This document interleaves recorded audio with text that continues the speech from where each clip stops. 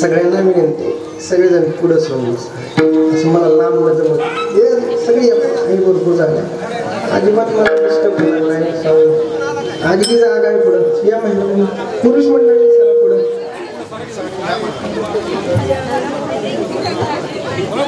वा सराजी सर पुढे तू फक्त साऊंडच्या पुढे नका बसू इकडे इकडे समोर बसा इकडे पुरुष मंडळी इथं बसा इथे फक्त कॅमेरामॅनला इकडे तिकडे जायला जागा ठेवा आठ सांगू आपल्याला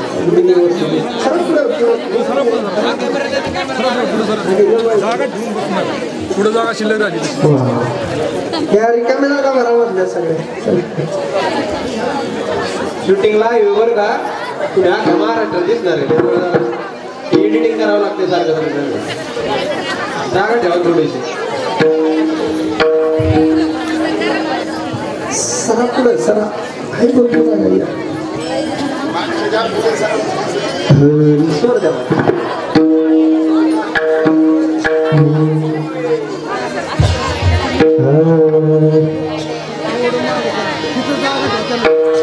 अवघाची संसार सुखाचा करीन आनंदे भरीन तिन्ही लोका जाईन गे माये तया पंढरपुरा भेटेन माहिरा आपुलिया अवघाची संसार सुखाचा करीन आनंदे भरीन तिन्ही लोका जाईन गे माये तया पंढरपुरा भेटेन माहिरा आपुलिया सर्व सुकृताचे फळ मिळाहीन शम मी देईन पांडुरंगा जाईन गे माये तया पंढरपुरा भेटेन माहिरा आपुलिया बाप रखमा देवीवर विठ्ठलाच्या भेटी आपली सोनसाठी करुणी ठेला जाईन गे माये तया पंढरपुरा भेटेन माहिरा आपुलिया नमो विठ्ठला राजया पांडुरंगा नमो रुक्मिणी माऊली ज्ञानगंगा नमो पुंडलिका नमो चंद्रभागा नमस्कार माझा रुक्मिणी पांडुरंगा पांडुरंगा कारू प्रथम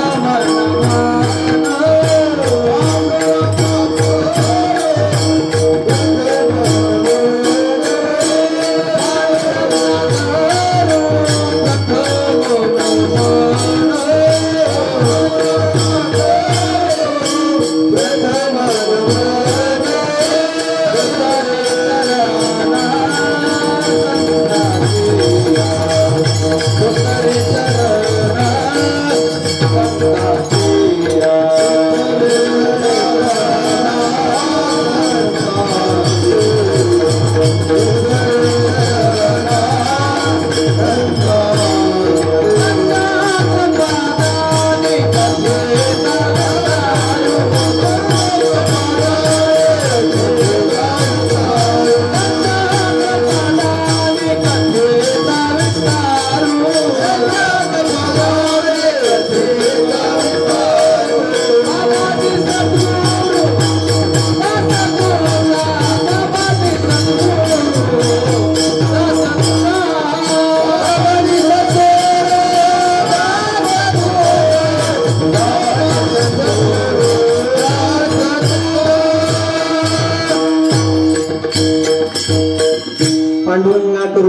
प्रथम नमन दुसरे चरण संतांच्या त्यांच्या कृपादान एकतेचा विस्तार बाबाजी सद्गुरुदास तुका आत्मरूप गणेशा केली स्मरण सकळ विद्यांच्या अधिकरण तेच वंदो श्रीचरण श्री गुरूंचे ते नमस्कार आणि आता नमो सद्गुरु तुका या ज्ञान दीपा नमो सद्गुरु सच्चिदानंद रूपा नमो सद्गुरु भक्त कल्याण मूर्ती नमो सद्गुरु भास्करा पूर्ण कीर्ती रायगडी मंदिरी वसे माझा राया चरणासी अर्पितो अजन्मही काया जगदीश्वराला जोडली ज्याची ख्याती प्रथम वंदितो तुम्हा छत्रपती जिथे ज्ञान विज्ञान संजीव होते जिथे योग विद्येस सामर्थ्य येते जिथे मानवाला मिळे मोक्ष गाता तुझ्या पायरीशी सदा नम्र माता तुझ्या मंदिरी अर्थ जीवासी तुती तुझ्या दर्शने रूप स्वानंद गीती श्रुती धन्य झाल्या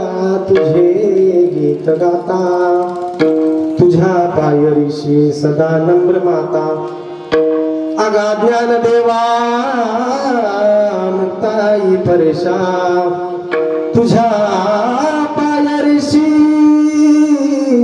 सदा नम्र माथा सामर्थ्याने गजाननाचा सामर्थ्याने गजाननाचा संकट जाई माघारा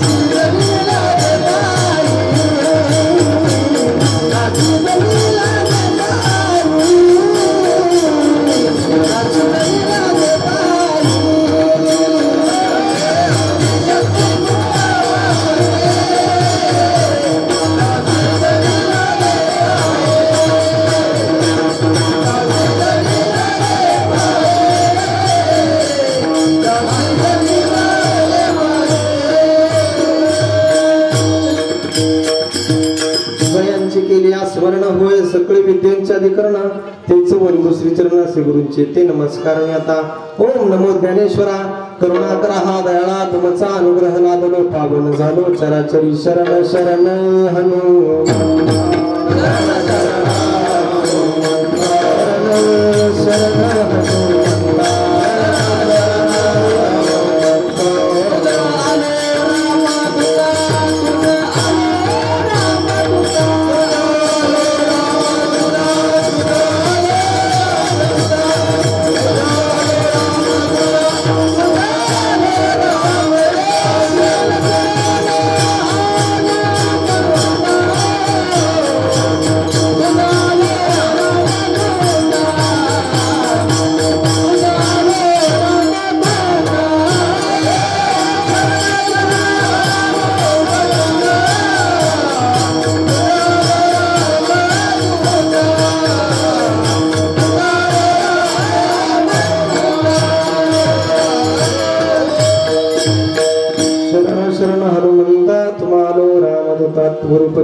केल्या स्मरण सकळ विद्यांच्या अधिकरण तेच वंदू श्री चरण श्री गुरूंचे ते नमस्कार आणि आता पंढरीच्या देवराया पंढरीच्या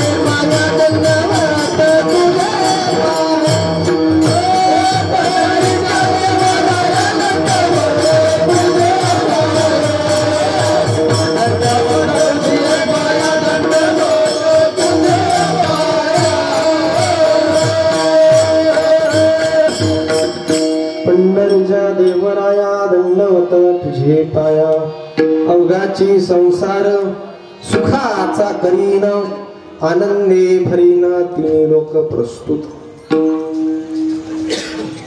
प्राप्त प्रसंगी कीर्तन रूपी सेवेकरता निवडलेला अभंग गायलेला अभंग उच्चारलेला अभंग ज्ञानी यांची राजी योगी यांची माऊली असे असणारे संत श्रेष्ठ ज्ञानेश्वर महाराज कैवल्य तेजोनिधी ज्ञानेश्वर महाराज आणि अशा ज्ञानोबरायांचा 4 चरणाचा अभंग सगळ्यांच्या पाठातला अभंग नवे तर हरिपाठामधील गुरु परंपरेच्या अभंगामधील अभंगाच्या कीर्तन रूपी सेवेकरता निवडलेला आहे विठ्ठल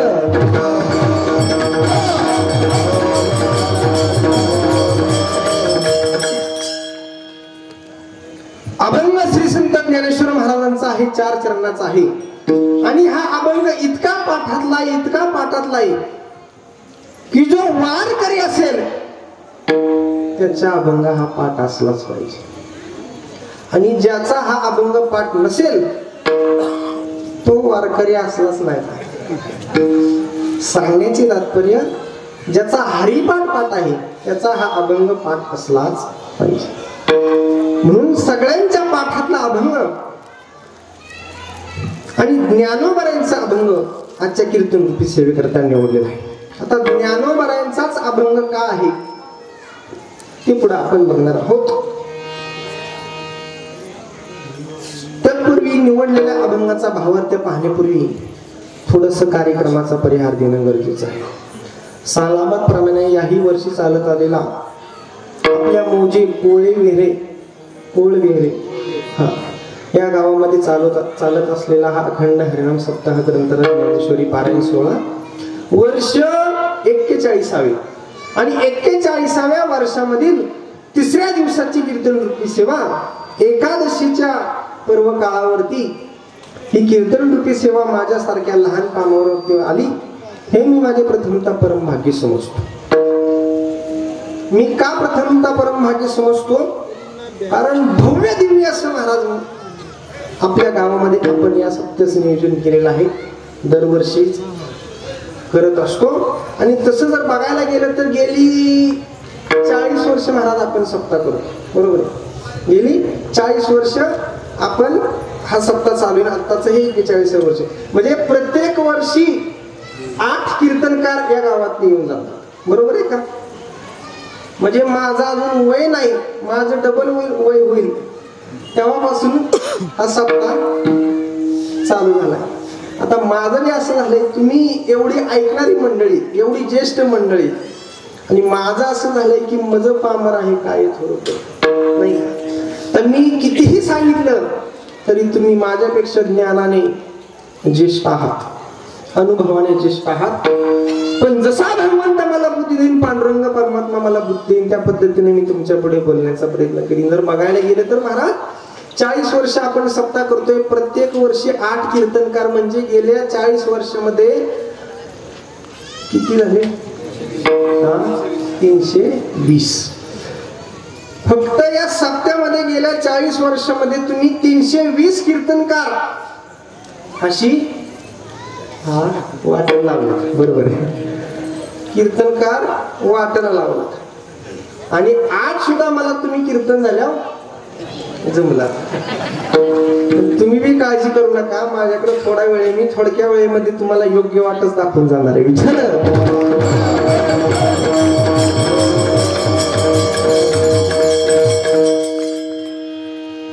म्हणून हा भव्य देवी असा असणारा अखंड हरिनाम सप्ताह ग्रंथराज ज्ञानेश्वरी पारायण सोहळा ग्रामस्थ मंडळ कोळविहिरे आणि आमचे बंधू असतील अजित भाई असतील याच्यामुळे इथे ना योग आला त्याबद्दल मी तुमचा आभार आहे सप्ताह कमिटीचा आभार आहे असो निवडलेला अभंग हा ज्ञानेश्वर महाराजांचा आहे तर ज्ञानेश्वर महाराजांचाच अभंग का आहे ते तुम्हाला पुढे सांगणार आहे म्हणजे झालंय काय या अभंगाचं बघा आता तुम्ही एवढे दिवस कीर्तन ऐकता आणि एखादा जर महाराजांनी अभंग घेतला आणि त्या अभंगाचं शेवटचं जर चरण असेल तुका म्हणे तर एखादा साध्यातला साधा जरी माणूस असला तरी त्याला कळतं की बाबा ज्या अर्थीने महाराजांनी अभंग घेतला आणि तुका म्हणे म्हणतात ते हा अभंग तुकाराम महाराजांचा असला पाहिजे. बरोबर आहे का? नामामणी म्हणल्यानंतर साहजिकच नामदेव महाराजांचा असला पाहिजे असं आपण तर्क लावत असतो, एवढं तरी सगळ्यांना कळतं. पण या अभंगाचं शेवटचं चरण बाप रखमा देवीवर आहे. म्हणजे बाप रखमा देवीवरून विठ्ठलाच्या बेटी असं मी त्यांना म्हणता आलं असतं. ज्ञानदेव म्हणे विठ्ठलाच्या बेटी, तसं म्हटलं नाही. मग हा अभंग ज्ञानेश्वर महाराजांचा कसा आहे ते आपण पुढे जाऊन बघणार. तत्पूर्वी सांगायचं झालं तर मंडळी, महाराष्ट्र ही संतांची भूमी, बरोबर आहे का? महाराष्ट्र ही संतांची भूमी. महाराष्ट्राची भूमीमध्ये महाराज अनेक संत होऊन गेले. जगद्गुरु संत तुकाराम महाराज असतील, संत ज्ञानेश्वर महाराज असतील, संत एकनाथ महाराज, संत जनाबाई, संत मुक्ताबाई, अगदी संतांचा वारसा या महाराष्ट्राला लागलेला आहे. सगळ्या संतांनी भगवंताच्या प्राप्तीची वेगवेगळी साधनं सांगितलेली. बघा इथं लक्ष दिलं. सगळ्या संतांनी भगवंताच्या प्राप्तीची वेगवेगळी साधनं सांगितले. जर उदाहरण बघितलं, आम्ही तुकाराम महाराजांकडे गेला आणि तुकाराम महाराजांना विचारलं, महाराज तुम्हाला भगवंत मिळाला, आम्हाला भगवंताचा पत्ता सांगा. त्यावेळेस तुकाराम महाराजांनी सांगितलं, काय करायचं नाही, असं असं भंडारा डोंगरावरती जायचं, या शिळेवरती बसायचं आणि देवाचं नामस्मरण करायचं आणि मला इथं देव मिळाला. पण हाच प्रश्न जर आम्ही सावता महाराजांना विचारला, सावता महाराज आम्हाला भगवंताचा पत्ता सांगा. त्यावेळेस सावता महाराज म्हणले, कांदा मुळा भाजी अवघी लसूण मिरची कोथिंबिरी अवघा झाला माझा हरी. लसूण मिरची कोथिंबिरी अवघा झाला माझा हरी. कांदा मुळा भाजी अवघी कांदा मुळा भाजी अवघी.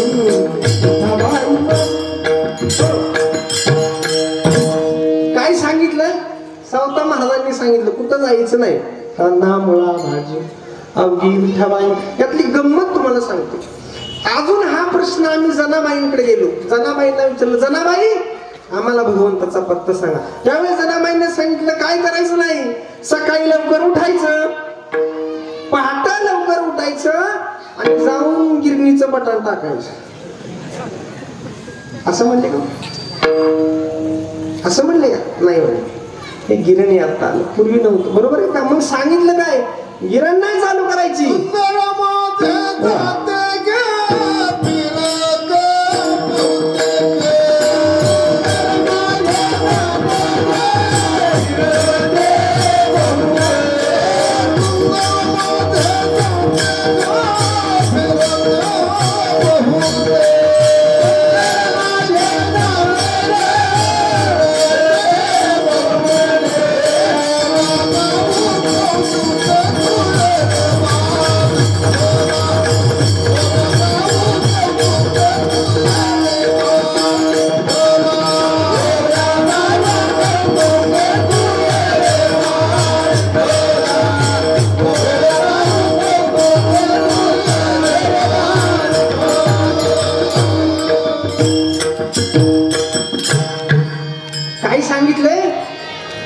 जात्यावरती दळणाला बसायचं, काय करायचं, जीव शिव दोन्ही खुंटे ग प्रपंचाचे नेटे,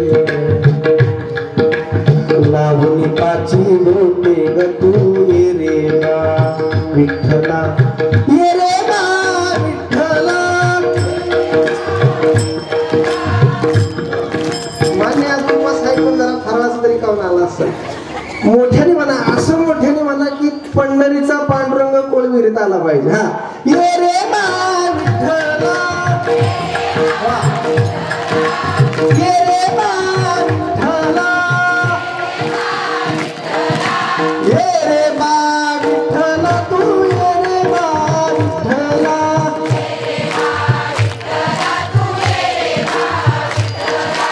दिवसभराने कोणते प्रपंचाचे नेते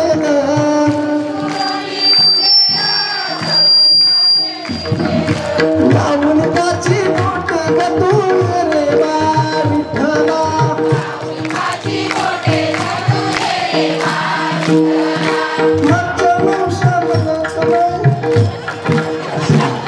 दोन मिनिटं आपण भजन केलं तर असं वाटलं महाराज पांडुरंग परमात्मा विठ्ठला. जनाबाई सकाळी सकाळी महाराज जात्यावरती दळण दळायला बसायची पाट. एकटी बसत नव्हती. जरी एकटी बसत असली, पांडुरंग परमात्मा जनाबाईच्या भेटीला यायचा आणि महाराज दळण दळू लागायचं. आणि महाराज याचा अर्थ एवढा गहन आहे, सांगितला एवढा सोपा नाही. आपण म्हणत असतो जनाबाई जात्यावर दळण दळायला बसायची, म्हणायची आपल्या सुंदर माझे जाते. आता सुंदर काय होते मला सांगा? जात बघितले बघितलंय का? जरा बोलत चला. हा खेळी मिळेल. जात तुम्ही बघितलं असेल. आता तुमची तरी काय चुकी? जात आता काय कुठं राहिलं नाही, त्याचं नावच जातंय माणूस, ते गेलं जात. जाता पण जनाबाईंना त्यात काय सुंदर दिसलं? जर बघितलं तर 2 दगड आहेत, बरोबर आहे का, आणि एक खुंट आहे. त्यात सुंदर काय? शब्दाशा अर्थ ती दगड आणि खुंट असा नाही. जनाबाईंनी सांगितले, माझ्या हाताकडे लक्ष द्या. सुंदर माझे जाते ग, बघा राहिला आलं ना. सुंदर माझे जाते ग, आणि काय फिरते 84 मध्ये फिरते बहुत गाव कौतुक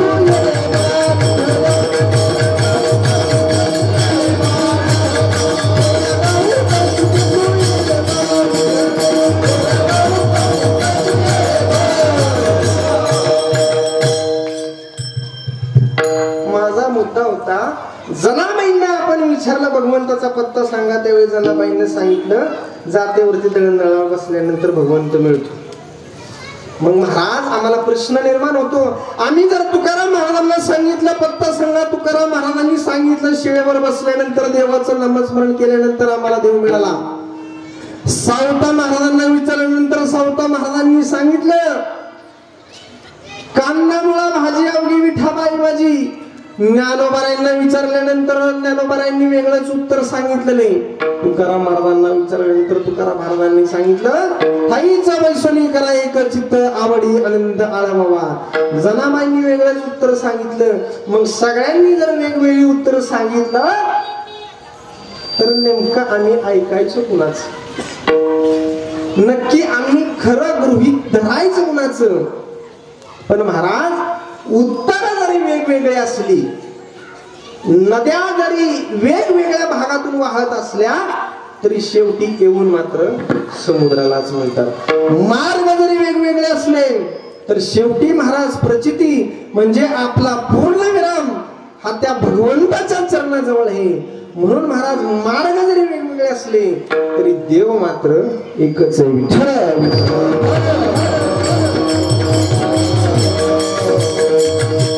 म्हणून असा हा संसार सांगण्यासाठी ज्ञानेश्वर महाराजांनी या अभंगाची रचना केली असावी. अवघाची संसार सुखाचा करीन आनंदे भरीन तिन्ही लोक. या अभंगाचा महाराज आपण सरळ सरळ बोलतो असा अर्थ नाही. ज्या अर्थी ज्ञानेश्वर महाराजांनी म्हणलंय अवघाची संसार सुखाचा करीन आणि आनंद भरीन तिन्ही लोक. आता महाराज तर म्हणून गेले अवघाची संसार सुखाचा करीन. बसलेल्या कोणी पण पोट वर करा मला सांगा की महाराज माझा संसार सुखाचा आहे का? कोणी सांगाकडे सत्कार घेऊ. मग आपण विश्वास विचार नाही पोटी,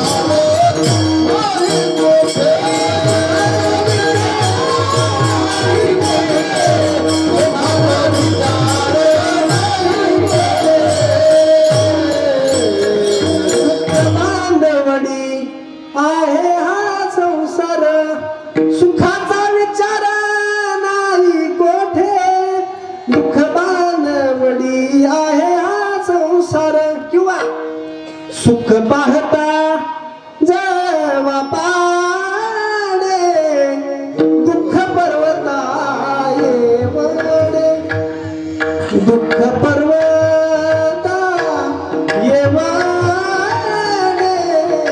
दुःख पर्वताये वडे किती सांगितलंय सुख पाहता जवा पाडे दुःख पर्वता एवढे मग एवढा जर संसारामध्ये दुःख असेल तर तरी सुद्धा ज्ञानेश्वर महाराज म्हणतात अवघाची संसार सुखाचा करीन. आता करीन हा शब्द कुठल्या काळातला आहे?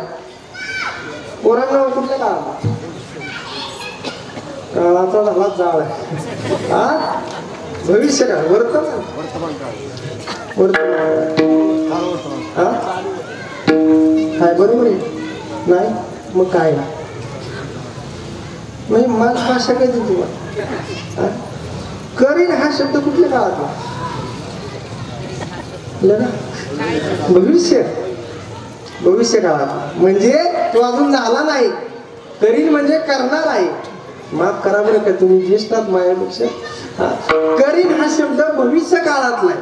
मग ज्ञानेश्वर महाराज म्हणतात अवघाची संसार सुखाचा करीन भविष्य काळातला शब्द आहे. सुखाचा झालेला नाही तो करणार आहे याच्यासाठी त्यांनी प्रतिज्ञा केली. मग या अभंगामधून ज्ञानेश्वर महाराज प्रतिज्ञा करतात. ती प्रतिज्ञा मायबाप संकोचित नाही. ज्याचं संकोचित जीवन त्याला जीव म्हणतात आणि ज्याचं व्यापक जीवन त्याला संत म्हणतात. कळतंय का? अजिबात लोड घ्यायचा नाही. अजून सोपं करून सांगतो जास्त असं गंभीर होऊन बघू नये. ज्याचं संकोचित जीवन त्याला जीव म्हणतात आणि व्यापक जीवन त्याला संत म्हणतात. मग ज्ञानेश्वर महाराज हे महात्मे संतांबरोबरच हे थोर महात्मे आहेत. म्हणजे महात्मा शब्दाचा अर्थच असा आहे की महान असा आत्मा म्हणजे त्यांचा आत्मा महान आणि बाकीच्यांचा लहान असा अर्थ नाही पण त्यांनी सांगितलेला बोध व्यापक आहे. म्हणून ज्ञानेश्वर महाराजांनी कोणता बोध आपल्याला सांगितला? हे विश्वची माझे घर ऐसी मती जयाचे स्थिर किंबहुना चराचर आपणची झाला. या बोधावर जगणारे संत श्रेष्ठ ज्ञानेश्वर महाराज म्हणून त्यांनी या अभंगाची रचना केली असावी. म्हणून त्यांनी म्हणले अवघाची संसार सुखाचा करीन. नाहीतर त्यांना असं म्हणता आलं असतं त्यांना असं म्हणता आलं असतं अवघाची तालुका सुखाचा करीन. कुठला तालुका? पुरंदर. अवघाची पुरंदर सुखाचा करीन असं म्हटलं का? मग काय म्हणले? अवघाचे पुणे जिल्हा सुखाचा नाही. महाराष्ट्र देश बी नाही. मग काय अवघाची संसार सुखाचा करीन अशी ज्ञानेश्वर महाराजांनी प्रतिज्ञा केली. तर जर बघायला गेलं तर ज्ञानेश्वर महाराजांची प्रतिज्ञा वेगळी आणि आपली प्रतिज्ञा वेगळी. कारण आपण सुद्धा प्रतिज्ञा करत आलोय का नाही? जसं पोरग शाळेत घालतात. शाळेत गेल्यानंतर शिक्षक त्याला शिकवतात मुलांनो हात पुढे घ्या. आता उद्या 26 जानेवारी हात पुढे घ्या आणि माझ्या मागे प्रतिज्ञा म्हणा. मग गुरुजींनी पुढे म्हणायचं आणि पोरांनी माझ्या मागे. मग गुरुजी म्हणतात भारत माझा देश आहे आणि सारे भारतीय माझे बांधव आहेत का? बांधव आहेत.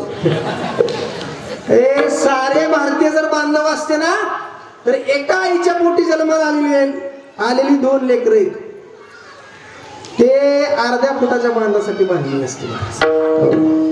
सारे भारतीय तर सोडून द्या जी एका आईच्या पोटी जन्माला आलेले आहेत 40-40 वर्ष कोर्टामध्ये केस चालू आहे महाराज तरी मिटत नाही. मग आपल्याला ह्या बोलण्याचा अधिकार नाही. सारे भारतीय जाऊ द्या जो सक्का भाऊ आहे तेवढा जरी बांधव म्हणला तरी या महाराष्ट्राचं कल्याण झाल्याशिवाय राहणार नाही असं म्हणतात. आपल्या प्रतिज्ञा महाराज लपाडे पुढे जाऊन म्हणतात माझ्या देशावर आहे का? नाही.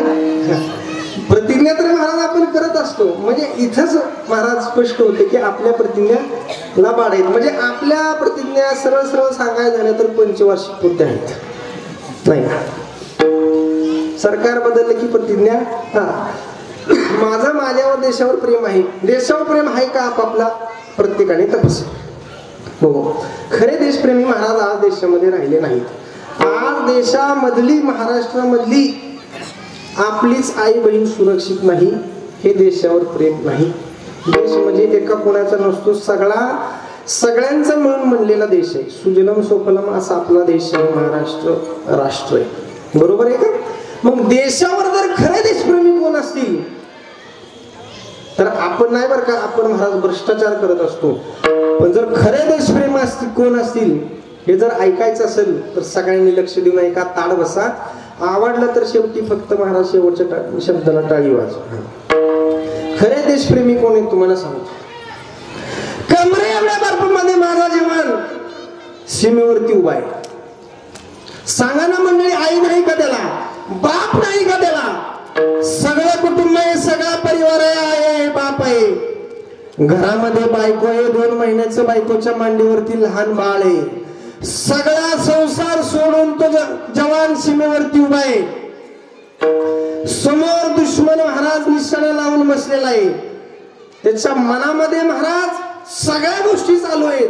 तुम्ही म्हणसाल महाराज पैशासाठी करत असेल, पैशासाठी असेल का हो? नाही महाराज, अंतःकरणामध्ये देशासाठी प्रेम आहे. आणि सांगू ते तिथं उभे म्हणून आपण इथं सुरक्षित आहे. आपण आपल्या गावामध्ये सप्ताह देखील करतोय.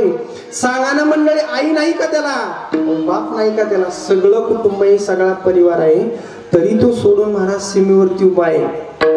त्याच्या मनामध्ये एकच धर्मयुद्ध चाललेलं आहे. यदा कदाचित जर समोरून गोळी आली आणि माझ्या जर छताळात घुसली ना तर माझ्या बायकोचं पांढरं कपाळ तिच्या बापाला आयुष्यभर बघवणार नाही. एवढा सगळा संसार सोडून, एवढं सगळं कुटुंब सोडून तो जवान भारताच्या सीमेवरती उभा आहे. त्याच्या मनामध्ये एकच निष्ठा आहे आणि एकच प्रतिज्ञा आहे. वेळ पडली तर भारत मातेसाठी माझा जीव देईल सुद्धा, आणि वेळ पडली तर एखाद्याचा जीव घेईल सुद्धा. याला खरं देशभक्त आणि हे खरे देशभक्त आहे. कारण जर जवान सुरक्षित आहे तरच आजचा किसान सुद्धा सुरक्षित आहे. या त्यांच्या प्रतिज्ञा आहेत, पण आपल्या प्रतिज्ञाला बाड आहेत महाराज. हो, मी ह्या प्रतिज्ञेतला फरक तुम्हाला सांगत होतो. ह्या त्यांच्या प्रतिज्ञा आहेत, पण आपल्या प्रतिज्ञा महाराज लबाड आहे ते सांगण्यासारख्या नाही. मग ज्ञानेश्वर महाराजांनी प्रतिज्ञा केलेली आहे, अवघाची संसार सुखाचा करीन. महाराज ही प्रतिज्ञा, प्रतिज्ञा करणं म्हणजे सोपं नाही. दिलेला शब्द हा खरा करून दाखवणं, याला तर महात्मा म्हणतात. बरोबर आहे का? आपण उगाच म्हणत नाही. गेले दिगंबर ईश्वर विभूती आणि राहिले त्या कीर्ती, त्यांच्या कीर्ती जगात राहिल्या. आपलं झालंय काय?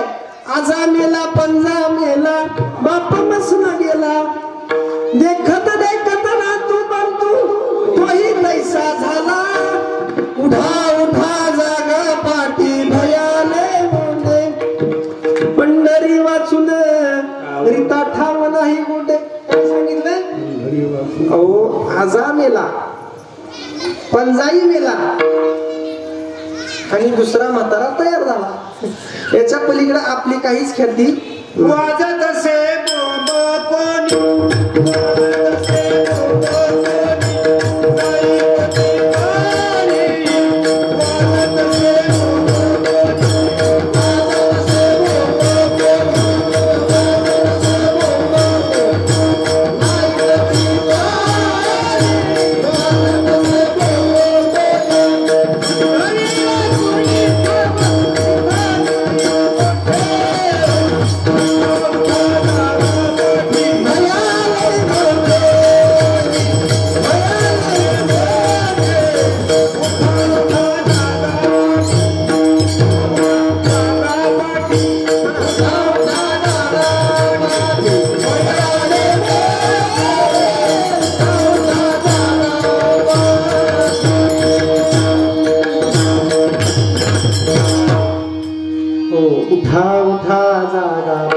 भयाने मोठे सावध केलेलं आहे.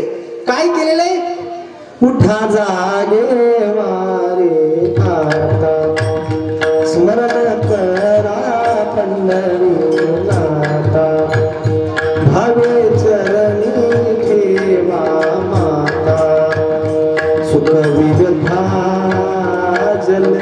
देवाचा धनधारा पुत्र म्हणून सोया रे सुन सावध म्हणून ज्ञानेश्वर महाराजांनी प्रतिज्ञा केली. काही लोक माऊलींकडे गेले आणि माऊलींना सांगितलं माऊली प्रतिज्ञा करू नका. का? पूर्वी मोठमोठ्या लोकांनी प्रतिज्ञा केल्या पण त्यांच्या प्रतिज्ञा पूर्ण झाल्या नाहीत. ह्या प्रतिज्ञा तुम्ही करताय कशासाठी? माऊलींनी सांगितलं तुम्हाला भगवंताच्या जवळ नेण्यासाठी हा प्रतिज्ञा करत आहे. आता बघा एवढे सगळे तुम्ही सगळेजण कीर्तनाला आलाय म्हणजे कुठलीही गोष्ट कार्याशिवाय घडत नाही. असं आहे का तुम्हाला काम नाही म्हणून तुम्ही आलाय? बरं आहे आपलं जाऊ द्या मुवाचं ऐकायला बी मिळते चार घास खायला मिळते असं आहे का? नाही. त्याच्याबरोबर काहीतरी निष्ठा आहे काहीतरी तुमची श्रद्धा आहे. आता बोलण्याचा उद्देश लक्षात घ्या तुम्ही. हे धार्मिक कार्य बरोबर आहे का? तरी पण आपण इथं सगळेजण आलो. एखाद्याचा धावा असला तरी तिथं सुद्धा भगवंताची आराधना केली जाते बरोबर आहे का? 13वा असो 16 म्हणजे सुखाचा कार्यक्रम असला तरी आपल्याला देवाकडे जावं लागते आणि दुःखाचा कार्यक्रम असला तरी देवाकडे जावं लागते. असं का? कधीतरी लक्षात म्हणजे आला असेल हा प्रश्न, कधीतरी प्रश्न पडला असेल की महाराज आपण देवाकडेच का जायचं? मग याचं छोटस उत्तर आहे गोड उत्तर आहे तुम्ही ऐकून जावा. अल्पशा बुद्धीला मला जसं पटेल तसं मी तुम्हाला सांगण्याचा प्रयत्न करतो. आपण देवाकडे का जायचं मंडळी लक्ष देऊन ऐका. उदाहरण सांगतो. याचं उत्तर एवढंच आहे की आपला जीव हा जीव म्हणजे त्या देवाचा अंश आहे म्हणून आपल्याला त्याच्याकडे जावं लागतं. आता हे जर पटलं नसलं उदाहरण सांगतो. समजा इथे कीर्तनात गुळ ठेवलाय खाली खायला. महाराज समजा मी गुळाची अख्खी ढेप खाल्ली तर त्याची चव मला गोड लागणार म्हणजे अख्खी नाही खाणार पण अख्खी गुळाची ढेप खाल्ली तर ती मला गोड लागणार आहे. पण कृष्ण महाराज त्या गुळाचा एक लहान खडा खाल्ला तर तो मात्र मला गोड लागणार नाही. जागे आहेत का सगळे? लहान कडा खाल्ला तरी गोड लागणार आहे आणि अख्खी गुळाची ढेप खाल्ली तरी गोड लागणार. का लागणार आहे? कारण तो गुळाचा खडा म्हणजे तो त्या गुळाचा अंश आहे. तो आपला स्वाभाविक धर्म सोडणार नाही. तसा हा जीव त्या देवाचा अंश आहे म्हणून जीवाला देवाकडे जावं लागतं. हे जर पटलं नसलं अजून पुढे जाऊन सांगतो. महिला मंडळ अख्खी मिरची खाल्ली तरी तिखट लागणार आहे आणि तिखट आहे का हे बघण्यासाठी शेंडा जरी खाल्ला तरी ती तिखटच आहे कारण तो त्याचा अंश आहे. तो आपला स्वाभाविक गुणधर्म सोडत नाही. तसा जीव हा देवाचा अंश. हेही पटलं नसलं तरी याच्याही पुढे जाऊन सांगतो. महिला मंडळ अलीकडच्या काळात तुम्ही चूल पेटावली असेल. पेटावता का? जाळ झाला महाराज त्या चुलीचा. एकतर गारट्याचे दिवस आहे तुम्ही लावा आम्हाला चूल पेटवायला बरोबर आहे का? मी असं का म्हणलो कारण आपण जर बघायला गेलं तर आपल्या पूर्वीची लोक म्हणजे याच्या आधीची पिढी आपण सगळ्यांनी बघितली की बहुतेक करून चुलीवर स्वयंपाक करत होते. पण मला नाही वाटत तिथं बसलेल्या कोणाच्याच घरी आता चुली स्वयंपाक होत असेल किंवा होत जरी असला तरी अगदी अल्प प्रमाणात किंवा खेड्यापाड्यामध्ये थोडंफार प्रमाणात आता ते चूल राहिलेले. कारण जसं जसं विज्ञान प्रगती करत गेलं नाही का माणसं बदलत गेली सुख सोयी आल्या म्हणजे त्या चुलीची जागा आता गॅस नाही घेतली बरोबर आहे का? पण पूर्वी असं नव्हतं. पूर्वी जात्यावर दळण दळलं जायचं आणि पूर्वी दळण दळायचं काम महिला मंडळीकडे होतं. आता बी दळलं जातं पण ती काम आलंय आमच्याकडे बरोबर आहे का? पिशवी पाठवून टाकायची रामभाव कुठं चालू दळाय. म्हणजे जसं जसं प्रगती होत गेली तसं तसं जग बदलत गेलं. आणि पूर्वी महिला मंडळ आपल्या घरामध्ये काठवट असायची बघा. आजी माहिती आहे का तुला? जुन्या मंडळी आता मला बी काय जास्त माहित नाही मी एकदाच बघितलेली होती. आपल्या घरामध्ये काठवट होती. कशासाठी होती? भाकरी थापायला बरोबर आहे.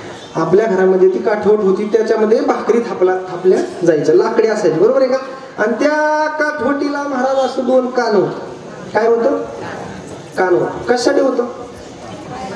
मास्क घालाय मग मास्क घालाय नाही चष्मा घालाय नाही कशासाठी होतं? पाय ठेवायला की जेणेकरून घरातील महिला मंडळ त्या दोन्ही कानावरती दोन्ही पायाचा अंगठ ठेवायचं बरोबर आहे का? की जेणेकरून भाकरी थापताना काठवट जागची हल्ली नाही पाहिजे. पण महाराज आता कुणाच्याच घरात काठवट राहिली नाही. तर काय त्यात होतं काय मला माहिती, पण काठवट गेली आणि काठवटीच्या जागी आता काय आली? जशी वरात निघली तशी घरात परात आली. आणि आश्चर्याची गोष्ट महाराज, त्या परातीला सुद्धा 2 कान नाही तर वय. आणि मग सून पाय कुठं ठेवते? हे बघायला गेलं तर सुनाचं दोन्ही पाय त्या परातीत. आणि घेऊ म्हणतो आमच्या तिच्या हाताच्या भाकरीला लई चव आहे. का नीट बघितलं तर तिच्या हाताला चव नाही, तिच्या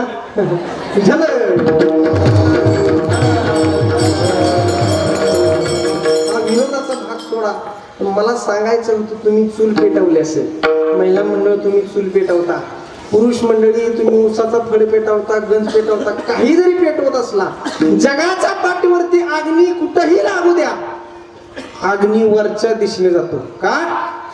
अग्नी हा सूर्याचा अंश असल्यामुळे अग्नीची देवता ही सूर्य आहे. म्हणजे ज्याचा आहे ते त्याच्याकडे शेवटी जाणार आहे. जगाच्या पाठीवरती पाऊस कुठेही पडू द्या, नदी असतील, नाले असतील, ओढे असतील, यांच्या माध्यमातून जाऊन शेवटी ते पाणी समुद्राला जाऊन मिळतं, कारण ते तिथूनच बनलेलं आहे. म्हणून जे ज्याचं आहे ते त्याच्याकडे जाणार आहे. म्हणून महाराज या गोष्टीचा आपल्याला विसर पडलाय. म्हणून ज्ञानेश्वर महाराजांनी याची आठवण करून दिली आणि आपल्याला सावध केलं की एक ना एक दिवस महाराज आपल्याला भगवंताकडे जावं लागणार.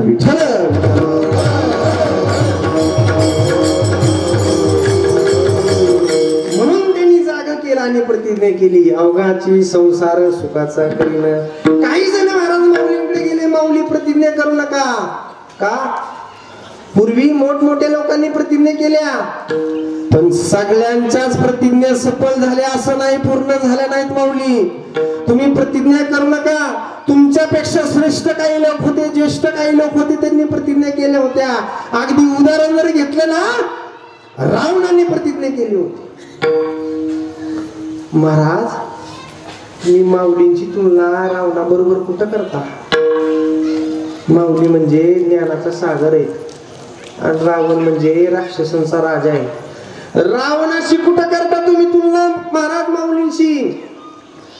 बसलेली मंडळी मला सांगा, रावण कोण होता? सीतामाईला पळवणारा होता. होता का नाही? कसा होता? चांगला होता का वाईट होता? हा, वाईट होता. एकदम लक्ष देऊन ऐका, रावण चांगलाच होता. तुम्ही माणसाने ह्याला बोलू कोणी? मी माझ्या पद्धतीचं सांगत नाही. एक बाजू जरी महाराज राक्षस कुळातली असली, वाईट असली ना, रावणाच्या सगळ्या गोष्टींचा विचार करा. कुठल्याच गोष्टीची पूर्तता, कमतरता रावणाकडे नव्हती. सगळ्या गोष्टी रावणाकडे. मी सांगत नाही, तुम्हाला मी सांगतो आणि एका एका गोष्टीचा विचार करा. कुठल्या गोष्टीची कमतरता रावणाकडे नाही. उदाहरण जर बघितलं, अगदी रावणाचा विचार करा. कुटुंब बघा रावणाचं. एकट्या रावणाला 80,000 बायका होत्या. त्यांनी तोंडाला घातला. किती होत्या? आपलं बरे ना, आपल्या इकिनीच बरगड्या मोडल्या. 80,000चा सुद्धा विचार करून आहे, दुसरीचा सुद्धा विचार करून आहे. बरोबर आहे का? आपल्याला एक सांभाळणं होत नाही, कारण बायको सांभाळणं म्हणजे सोपी गोष्ट नाही, आहे का? आता ज्याने त्याने आपापला तपसा. कारण आता मी बी तुमच्या पुढे असा पोपटासारखा बोलतोय, कारण माझं झालं नाही अजून. पण काही जण म्हणतात बाबा, इंचू मोठा असो किंवा बारका असो, झटका सारखाच आहे. मी बी तुमच्या पुढे असं बोलतोय पोपटासारखा. जेव्हा माझ्यावर प्रसंग येईल तेव्हा मी बी अजिबात हे असलं कीर्तना सांगणार नाही. पण होत नाही तोपर्यंत मला सांगू द्या. बायको सांभाळणे म्हणजे सोपी गोष्ट नाही. तुम्ही म्हणाल कसं काय? अहो, शिक्षकाची बायको शिक्षकाला म्हणते मला शिकवू नका. बघा, शिक्षक बिचारा सगळ्या वर्गाला शिकवतो, पण घरी येऊन जर बायकोला सांगितलं ना, मी असा असा धडा सगळ्या पोरांना शिकवला, बायको म्हणते का बसा, तुम्ही त्या पोरासनी शिकवा, मला शिकवू नका. हो. एखादा केस कापणार असेल, हो, म्हणजे तुम्ही तिकडे कशी केस काप, माझ्या पुढे शेंडा हलवा. बरोबर आहे? हो. आमचा एखादा गायक असेल, गायक, आणि घरी जाऊन जर बायकोला सांगितले ना, ए आज कीर्तन झालं, कीर्तनात काय मी चाल म्हणलो, तर बायको म्हणती तू किती चालीचा आहे मला चांगलं. तुला काय मी आतापासून ओळखत नाही. तू किती चालीचा आहे मला चांगलं माहिती. तुझ्या चाली अजिबात मला सांगू. पकवाजाची म्हणते ना का थापा आणू. तुमची गायकाची म्हणते ना का कोणीकडे बी येऊ. आता कीर्तनकाराची काय म्हणते तुम्हाला सांगितलं असतं पण माझं झालं नाही अजून. झाल्यावर सांगितलं. असं हा विरोधाचा भाग सोडा. बायको सांभाळणं म्हणजे सोपी गोष्ट नाही. 1 नाही 2 नाही 80,000 बायका रावणाला होत्या. 80,000 बायका रावणाला आहेत. पण बायको सांभाळायची अक्कल आहे. लक्षात घ्या. 80,000 बायका रावणाच्या समोर जरी उभा राहिले ना तर एका सुद्धा बायकोचा पदर डोक्यावरून खांद्यावर पडत नव्हता. नाही तुम्ही नका घेऊ. तुमचं नाही त्या रावणाच्या बाई. तुम्ही कशाला. तुम्ही अजिबात त्याचा जास्त विचार करू नका. मी अजिबात तुम्हाला काय म्हणलो का टाळी वाजवून सुद्धा म्हणलो नाही. तुम्हाला पटलं तसं करा. अजिबात तुमचं नाही सांगत. 80,000 बायका आहेत पण बायको सांभाळण्याची अक्कल आहे. आणि मी तर म्हणेल महाराज संसार करत असताना संसारिक लोकांनी रावणाचा आदर्श घ्या. तुम्ही चालले काही उलट सांगते पण काही गोष्टीमध्ये तुम्हाला सांगतो रावणाचा आदर्श घ्या. तुम्हाला संसार कसा करायचा हे कळत. 80,000 बायका आहेत पण एक सुद्धा बायको रावणाच्या पुढं खोकत सुद्धा नव्हती. ह्याला म्हणायचं निष्ठा. ह्याला म्हणायचं संसार. 1.25 लाख नातू मंडळी लक्ष देऊ नये का. किती. 1 लाख नातू. 1.25 लाख कोणतोय. 1 लाख नातू. आपलं बरं आहे ना. आपलं एकच आहे नाही का. रोज देवळात घेऊन येते आज्याला बाबा घोडा नाही का. एकानेच महाराज त्या म्हाताऱ्याच्या बडगड्या मोडल्या. हो कारण नातू सांभाळणं म्हणजे सुद्धा सोपी गोष्ट नाही. ज्यांना ज्यांना नातू आहेत त्यांना आपापलं तपसा नाही का. एकदा काय झालं गंमत म्हणून सांगतो. एक बारकं पोरगं होतं आणि ती शाळेतच गेलं नाही बरं का. महिनाभर शाळेतच गेलं नाही. आणि आज्याला माहित होतं आपला नातू काही शाळेत गेला नाही. पण महिना झाला आणि महिनाभरानंतर संध्याकाळच्या वेळी 2 जण गावात फिरायला गेली. अशी शाळा होती. शाळेच्या पुढे ती 2 जण आली. म्हातारा आपलं पारावर बसायला आलं आणि येताना नातूला घेऊन आलं. त्याला माहित होतं आपला नातू शाळेत गेला नाही. आणि 5 वाजले आणि 5 वाजता शाळा सुटते. इकडे किती वाजता. 4 साडेचार. ठीक आहे 4:30 वाजले आणि 4:30 वाजता शाळा सुटते. 2 जण बसले होते. शाळा सुटली. सगळी पोरं आपापल्या घरी जायला लागली आणि त्या पोरांच्या मॅडम मागणं आल्या. आता म्हाताऱ्याने बघितलं लांबूनच की आपल्या नातवाच्या मॅडम कुठून आल्या. आणि म्हाताऱ्याने विचार केला मॅडमनी जर आपल्या नातवाला बघितलं तर मॅडम आता इथंच त्याला ओरडणार कारण आपला नातू शाळेत गेला नाही. मग त्या म्हाताऱ्याने त्या नातवाला सांगितलं पप्या जा कुठं तरी लपून बस. म्हणजे का तुझ्या मॅडम आलेत म्हणलं पूर्ण. मॅडमने जर तुला बघितलं तर इथंच म्हणले सगळ्यांसमोर तुझ्यावर ओरडतील म्हणले इथं थांबू नको कुठं तरी लपून बस. असं म्हणल्यावर पोरगं हुशार होतं. पोरगं म्हणलं बाबा तुम्हीच कुठं तरी लपून बसा. कारण म्हणलं मी आमच्या मॅडमला सांगितलंय की माझा आज आम्ही याला आता हसून येण्यासारखे महाराज. नातू जर आज्याला मारत असलं तर नाही का बापाला हाताखालनं काढायचं. विठाल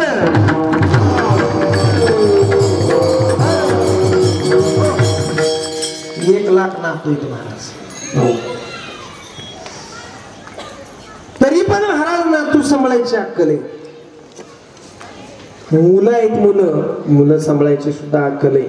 आणि मुलं सुद्धा अशी श्रेष्ठ होती महाराज. रावणाला इंद्रजित नावाचा मुलगा आहे.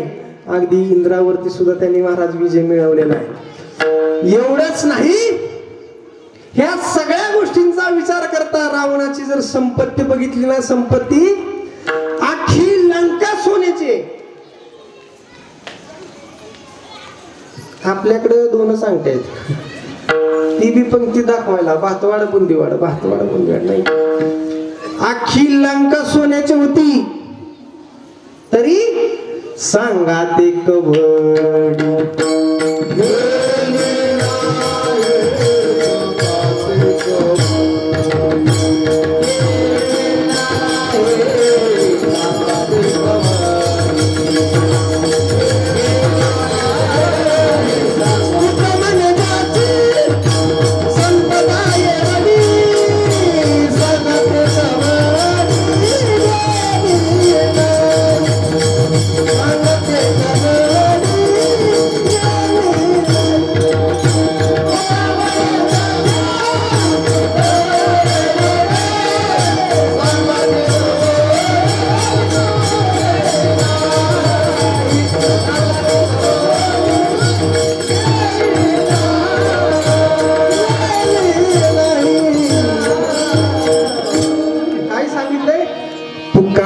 त्याची संपदाय वडी सांगते कवडी गेला. सुटकी कवडी सुद्धा सोबत गेली नाही महाराज. तो भाग वेगळा आहे. पण सांगण्याचं तात्पर्य महाराज, लंका सोन्याचे, आज तोळा कसा चाललाय, लाखाव गेलाय लाखाव, सगळी लंका सोन्याची. सत्ता जर बघितली तर घरामध्ये 4,32,000 माणसं आहेत, ही सत्ता आहे. पण संसारामध्ये असो किंवा परमार्थामध्ये सत्तेला संपत्तीला किंमत नाही, किंमत असते फक्त भक्तीला. मग बसलेले लक्ष देऊ नाही का, रावणाची जर आपण भक्ती बघितली ना तर भगवान शंकराच्या सगळ्यात जवळचं भक्त जर कोण असेल तर रावणाकडे बोट दाखवावं लागतं.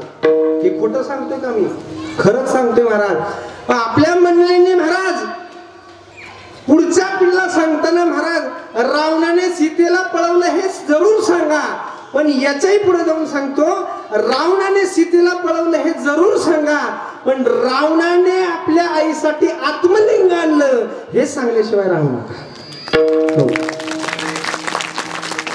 यात मोठी अशी गोष्ट नाही महाराज. मला माहिती आहे महाराज, टाळ्याच्या वाजवण्याच्या अंदाजावरून मला कळलं, तुम्हाला वाटत होतं हे रावणासाठी टाळ्या वाजवाव्या का नको, पण एक गोष्ट जर बघितली तर रावणाने आईसाठी आत्मलिंग आणलेले. पण दुसरी गोष्ट बघितली तर महाराज शेवटी राक्षस कुळातला आहे, दुर्बुद्धी ही सूचनाच आहे. म्हणून सांगितलेले सत्ता आहे, संपत्ती आहे, सगळ्या काही गोष्टी होत्या. आणि रावण सगळ्या जवळचा भक्त शंकराच्या. जाता जाता रावणाची भक्ती सांगून जातो मंडळी, सगळ्यांनी ताट बसा. रावणाची जर आपण भक्ती बघितली ना तर दररोज 1000 ब्रह्मकमळ शंकराच्या पिंडीवरती व्हायचा असा रावणाचा नित्यनेम होता. रोज 1000 ब्रह्मकमळ शंकराच्या पिंडीवरती व्हायचा असा नित्यनेम होता. रावण एक दिवस पूजेला बसलेला होता, शेजारी फुलं आणून ठेवलेली होती. रावणाची पूजा सुरू झाली.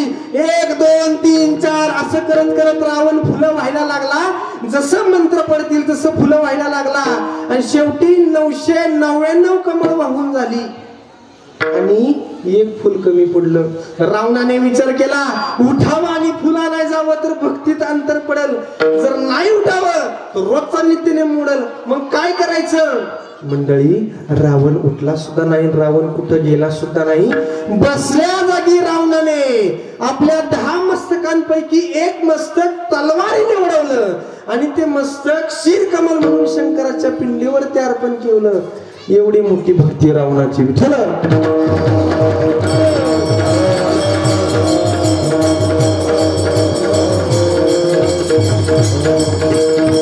माऊली, एवढा रावण श्रेष्ठ आहे तरी त्याच्या प्रतिज्ञा पूर्ण झाल्या नाही. रावणाने प्रतिज्ञा केल्या होत्या, स्वर्गाला शिडी लावील, खरा समुद्र वडा करील आणि सोन्याला सुगंध आणील. हो, सोन्याला सुगंध आलाच नाही, खरा समुद्र गोड झालाच नाही, स्वर्गाला शिडी लागलीच नाही. हे का नाही झालं? एवढा अधिकार रावणाकडे होता तरी पण ह्या प्रतिज्ञा पूर्ण का नाही झाल्या? तर रावण निसर्गाच्या विरोधात होता. ह्या ज्या सगळ्या प्रतिज्ञा होत्या त्या स्वतःच्या स्वार्थासाठी होत्या आणि निसर्गाच्या विरोधामध्ये होत्या. जिथं माणूस असो नाही तर देव असो, निसर्गाच्या विरोधात गेल्यानंतर त्याचा नाशच होतोय, लक्षात घ्या. हो. मग मंडळी, काही मंडळी ज्ञानोबारांकडे गेले, ज्ञानोबारांना सांगितलं ज्ञानोबाराय ज्ञानोबाराय तुम्ही प्रतिज्ञा करू नका, कारण रावणाने सुद्धा प्रतिज्ञा केल्या होत्या त्याच्या पूर्ण झाल्या नाहीत. मग तुम्ही 16 वर्षाचे आहेत, तुमचं वय सुद्धा लहान आहे, तुम्ही प्रतिज्ञा करू नका. ज्ञानेश्वर महाराजांनी सांगितलं रावणाच्या प्रतिज्ञा स्वार्थासाठी होत्या आणि माझ्या प्रतिज्ञेमध्ये जर बघायला गेलं तर सुखाचा संसार आणि त्रिलोक्याचा आनंद त्या प्रतिज्ञेमध्ये भरलेला आहे. मग लोकांनी विचारलं, महाराज माऊली तुमची प्रतिज्ञा नक्की हाय तरी कुठली?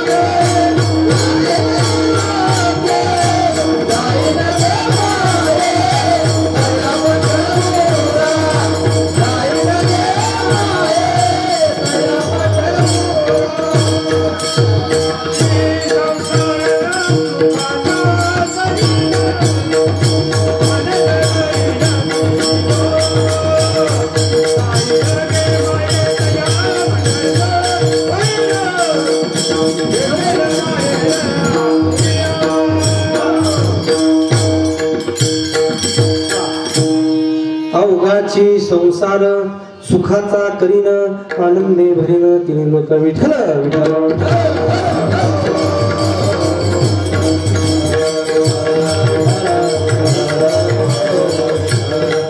महाराजांनी सांगितले अवघाची संसार आणि सुखाचा करीन आनंद भरीन तिने लोक. पण महाराज नुसतं भावनेच्या भरात बोलून गेले नाही, अनुभव आलेंगा ते या जगा देत असे. चित्त एका जागेवरती महाराज. आणि माणसाचं झालंय काय, माझ्या सकट बसलेल्या सगळ्या लोकांचं असं झालंय, महाराज सगळं काय होईल पण आमचं मनच एका जाग्यावर. मला तुम्हीच नाही म्हणताय. तुम्ही सगळेजण कीर्तनाला, आता आपापला तपसा प्रत्येकाने सगळेजण कीर्तनाला आलाय. तुम्ही देहाने इथे येऊन बसलाय, शरीरानं इथे येऊन बसलाय, माझ्याकडे बघताय, इथपर्यंत ठीक आहे. पण तुमच्या मनात जर दुसरे विचार चालले असतील तर मी कीर्तन सांगायला सुद्धा उपयोग नाही. बरोबर आहे का? कारण चित्त नाही नामी तरी ते व्यर्थ. चित्त जर ते नामात नाही तर ते व्यर्थ आहे. तुम्ही सगळेजण कीर्तन, आता समजा एखाद्या महिला मंडळींनी विचार केला, कीर्तनात येऊन बसली खरं पण कुलूप लावलं का नाही, आता कुलपाचं नाव काढलं की मन बसल्या बसल्या घरनं जाऊन येतं का नाही? आलं म्हणा. सहज विचार केला आणि जर मनात आलं जेजुरी, बसल्या बसल्या जेजुरीमध्ये जाऊन येते मन, येते का नाही? एवढं मन चंचल. मला जाताना ते गंमत म्हणून एक उदाहरण सांग. एकदा काय झालं, एका महाराजांचं कीर्तन चाललेलं, महाराजांचं असंच मोठा सप्ताह होता आणि त्या सप्ताहामध्ये कीर्तन चाललेलं होतं. आता महाराज काय असं माझ्यासारखं नव्हतं बरं का, चांगलं दष्टपुष्ट होतं, अगदी आमच्या चौकदारांसारखं दष्टपुष्ट महाराज होतं. तब्येत बी होती महाराजांना, लांबची लांब दाढी होती, मिशीची आकडी होती बरं का, लांबची लांब दाढी अशी मिशी, असं वजनदार महाराज. आता महाराज बी वजनदार म्हणजे पब्लिक बी बघूनच गार झालेलं होतं, त्याच्यावर जास्त बरं का वजन नाही का. वजनदार महाराज, पब्लिक बी बघून गार झालेलं होतं. पण झालं काय, महाराजांनी कीर्तन सांगायला सुरुवात केली. मंडळी महाराजांनी कीर्तन सांगायला सुरुवात केली. बरीचशी लोक त्या कीर्तनाला आलेली होती बरं का. महाराजांनी कीर्तन सांगायला सुरुवात केली. त्या मंडपात एक खांबाला टिकून बसलेली म्हातारी होती. म्हातारी लागली रडाय. काय झालं, म्हातारी रडायला लागली. रडायला लागल्यानंतर महाराजांनी त्या म्हातारीकडे बघितलं, काही रडत का असेल.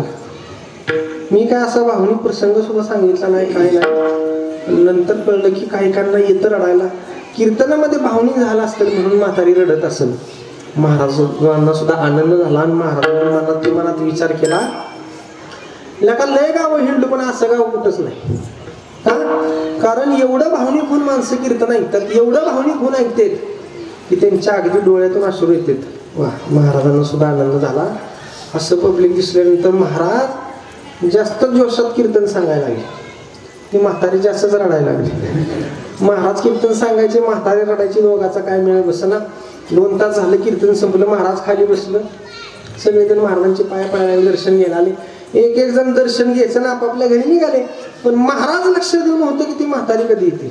पण म्हातारी सुद्धा आली बरं का. म्हातारीने दर्शन घेतलं, पुढं जायला निघाली. महाराज म्हणले आजी थांबा, मी तुम्हालाच बघत होतो. म्हणले का? काय नाही म्हणले, कीर्तन सांगताना मी निरीक्षण केलंय, अख्ख्या मंडपात तुम्हीच एक असा होता की लक्ष देऊन कीर्तन ऐकत होता. नुसतं लक्ष देऊन नाही, तुम्ही भावनिक झाला होता आणि तुम्ही रडत होता. कसं काय बरं? असं म्हणल्यावर म्हातारी म्हणली महाराज आता ह्या असल्या गोष्टी सांगू नाही, पण तुम्ही विचारलंय म्हणून मी तुम्हाला सांगतो. खरं सांगतो म्हणले, माझ्या रडण्याचा आणि तुमच्या कीर्तनाचा काही संबंध नाही. महाराज गप्प झाले. अहो म्हणले मग रडत का होता 2 तास? अहो काय झालं म्हणले महाराज, असल्या गोष्टी सांगू नाही, पण आपलं तुम्ही विचारलंय म्हणून मी तुम्हाला सांगते. म्हणले महाराज 8 दिवस झालं माझं कमरे एवढे बोकाड होतं. कमरे एवढे बोकाड होतं. म्हणले 8 दिवसापूर्वीच म्हणले मेले, मला रडा येते. झोपली तरी बोकडाचं ध्यान, उठली तरी बोकडाचं ध्यान, मला जेवण जाईना, मला झोप लागाना. मग विचार केला गावात सप्ताह बसलाय, बोवाचं काहीतरी ऐकती का नाव, निदान विसर तरी पडेल. पण हिथं आल्यावर मी बोकडाच आठवायला लागलं. आता असं म्हणलं महाराज म्हणले ठीक आहे आजी, पण कीर्तनात कसं काय बोकाड आठवलं? म्हातारी म्हणली महाराज माझ्या बोकडाची दाढी सुद्धा तुमच्याकडेच होती. तुमची जशी दाढी बघती तशी मला बोकड आठवते. आता काय डोंबाला कळायचं कीर्तन विठ्ठल.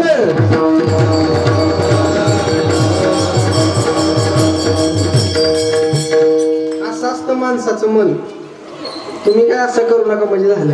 नाहीतर महाराजांनी कीर्तन सांगायचं आणि मनात जर विचार दुसरे असतील तर महाराज देव मिळणार नाही. कारण भावाशिवाय देव मिळणं कठीण आहे. भावे विना देव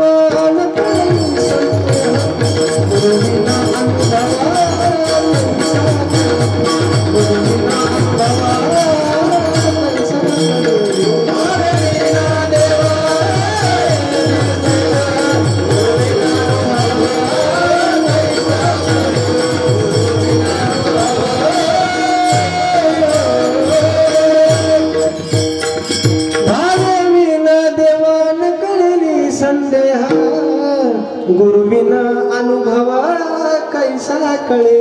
हरी मुखे म्हणा, हरी मुखे म्हणा, पुण्याची गणना कोण करे. भावाशिवाय देव मिळणार नाही. देवाला मिळवायचं असेल तर चित्त एका जागेवरती असलं पाहिजे, नाहीतर चित्त नाही नामी तरी देव व्यर्थ. महाराज देव भगवंत मिळणार नाही. उदाहरण सांगतो. एक जण देव पूजाय बसलेला होता. देव पूजत होता आणि बायकोने सांगितलं तुम्ही देवपूजा करताय खरं, पण मी जरा पाणी घेऊन येते बाहेरनं. हंडा घेऊन चालली. म्हणजे पाणी घेऊन येते, तुम्ही काय करू नका देवपूजा, पण पुसता पुसता तेवढं दरवाजात पापड वळा घातले तेवढं लक्ष ठेवा. झालं. चित्त नाही ना. देवपूजा बसलेला होता, देवाला गंध लावत होता, पण लक्ष मात्र पापडावरती. काय झालं, कुत्रा आलं आणि पापड खायला लागला. त्याने हाड हाड म्हणायचं का? हो, देवाची मूर्ती होती हातात, ती मूर्तीच फेकून आली. एका दणक्यात मूर्ती वाट्याच्या बाहेर. चित्त नाही ना मी. अशा महाराज भक्तीला उपयोग नाही. भक्ती जर करायची असेल ना तर माझ्या जनाबाई सारखी करायची. भक्ती करायची असेल तर महाराज माझ्या तुकोबाराय सांगायची, तुकोबाराय सारखी करायची. कारण देहाचा विसर पडेपर्यंत केलेलं काम म्हणजे भक्ती. काय करायचं? भक्ती करणं म्हणजे जास्त अवघड नाही. आणि भक्ती झाली असं कधी समजायचं, ज्या वेळेस या देहाचा विसर पडेल आणि आपण भगवंताशी एकरूप होऊ, त्याचं नाव भक्ती. हो, ती भक्ती आपल्या हातून घडावी, यासाठी ज्ञानेश्वर महाराजांनी या अभंगाची रचना केली असं त्यांनी सांगितलं. अवघाची संसार सुखाचा करीन आणि आनंदे भरीन तिन्ही लोक.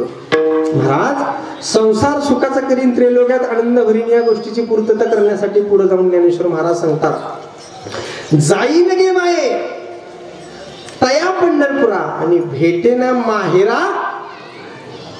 कुठे भेटेल? माहेराला भेटेल. पहिला मंडळ माहेराला भेटल्यानंतर आनंद होतो का? आता मला तुमच्या चेहऱ्यावर दिसायला लागलाय. माहेराचं नाव काढल्या महाराज चेहऱ्यावरती आनंद झाला. का आला? कारण माहेर म्हणजे सुख आहे, कारण आपलं बालपण त्यामध्ये गेलेलं आहे. बरोबर आहे का? ज्ञानेश्वर महाराज म्हणतात भेटेना माहेर आपुल्या. तर मंडळी मला सांगा, एखाद्या मुलीचा एखाद्या गावामध्ये जन्म होतो, ती मुलगी लहानाची मोठी होत असते. बरोबर आहे का?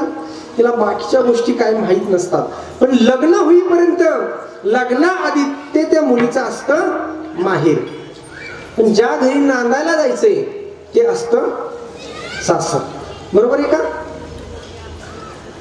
मग ज्या ज्ञानेश्वर महाराज म्हणतात, आता जिथं जन्म होतो, आई वडील बहीण भाऊ ही मंडळी ज्या ठिकाणी असतात ते त्या मुलीचं असतं माहेर, आणि जिथं नांदाला जायचे सासू सासरे असतात ते असतं सासर. मग लक्ष द्या, ज्या अर्थी जन्म होतो, आई वडील बहीण भाऊ आहेत, त्या अर्थी ते माहेर. ज्ञानेश्वर महाराज म्हणतात भेटेना माहेर आपुल्या. ज्या अर्थी ज्ञानेश्वर महाराज म्हणतात मी पंढरपूरला जाईल आणि माझ्या माहेराला भेटीन, त्या अर्थी त्या ज्ञानेश्वर महाराजांचं त्या माहेरामध्ये, त्या पंढरपुरामध्ये आई वडील बहीण भाऊ कोणीतरी असलं पाहिजे.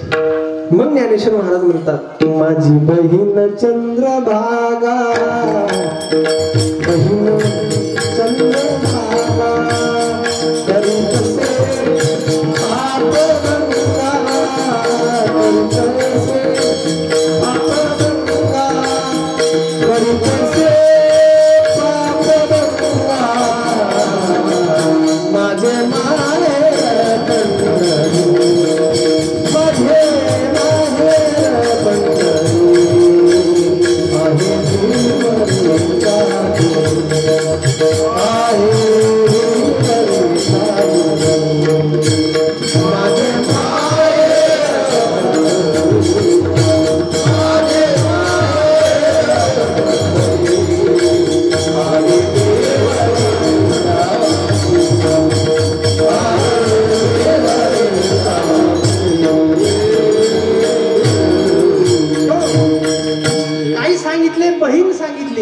माझी बहीण चंद्रभागा. पुढे जाऊन महाराज सांगतात पुंडलिक राहे बंधू, त्याची ख्याती काय सांगू. बरोबर आहे का? पुंडलिक राय माझे भाऊ आहेत, साक्षात पांडुरंग परमात्मा माझी रुक्मिणी म्हणजे वडील असून रुक्मिणी माता माझी आई आहे. आता महाराज माहेर आणि सासर मधला एक फरक सांगतो. सासरला गेल्यानंतर त्या मुलीला जबाबदारी येते. बरोबर आहे का महिला मंडळ? सासरला गेल्यानंतर त्या मुलीच्या खांद्यावरची जबाबदारी होते, आणि सासरला गेल्यानंतर एक नियम असतो त्या मुलीचा की रोज सकाळी सगळ्याच्या आधी उठायचं आणि रात्री सगळी कामं आवरून सगळ्यांच्या नंतर झोपायचं. बरोबर आहे का? बरोबर आहे का? इकडे उलट आहे. नाही ना, कुठे गेलं तरी सगळ्याच्या आधी उठायचंय आणि नंतर सगळ्याच्या नंतर झोपायचे. पण आता माझ्या बोलण्याचा हेतू तुम्ही लक्षात घ्या, महिला मंडळ लक्ष देऊ नाही का? तीच मुलगी जी सासरला असते ना, जी सकाळी लवकर उठते आणि रात्री उशिरा झोपते, समजा तीच मुलगी 4 दिवसासाठी का होईना आपल्या माहेरी आली. माहेरी आल्यानंतर समजा ती त्या दिवशी माहेरच्या लोकांच्या लवकर उठली किंवा ती समजा उशिरा उठली. माहेरला आल्यानंतर समजा ती मुलगी उशिरा उठली तर तिला कोण काय बोलतं का? तिला कोण काही बोलत? माहेरामध्ये लोक तिला कोणीच काही बोलत नाही, कारण ते त्या मुलीचं माहेर असतं. त्या मुलीला उठायला उशीर जरी झाला तरी तिला कोण काही बोलत नाही.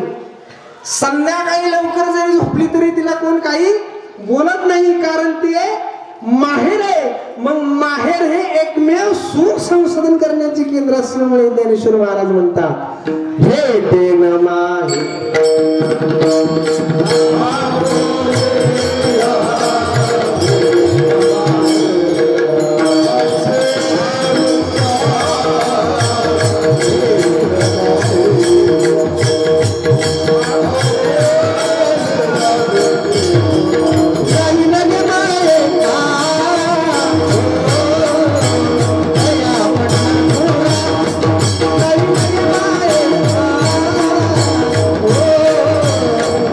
पंढर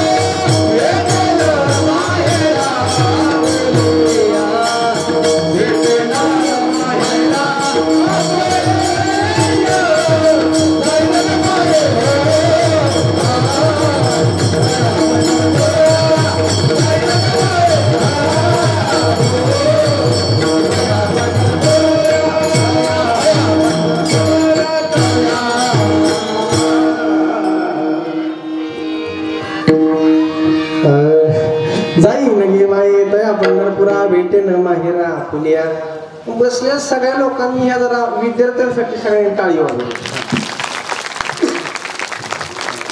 आता टाळी का वाजवायला लागली आहे का? नुसती टाळी वाजवू नका, आपल्यातलं सुद्धा पुढच्या वर्षी एक जण टोपी घेऊन उभं राहिलं पाहिजे असा संकल्प करा. हो, हे माझं जरा बोलणं वेगळं वाटेल किंवा वाईट वाटेल, पण महाराज ही आज काळाची गरज आहे. हे आळंदीचे आळंदी तीर्थक्षेत्रावरून आलेले विद्यार्थी. हो, हे आपल्या गावामध्ये आणण्याचं कारण मगाशी मला अजितभाईंनी सांगितलं की आणण्याचं कारण म्हणजे महाराज लोक नाहीत म्हणून आणायचं नाही, यांचे संस्कार किंवा यांचं बघून परिवर्तन घडावं याच्यासाठी आणलेली ही विद्यार्थी.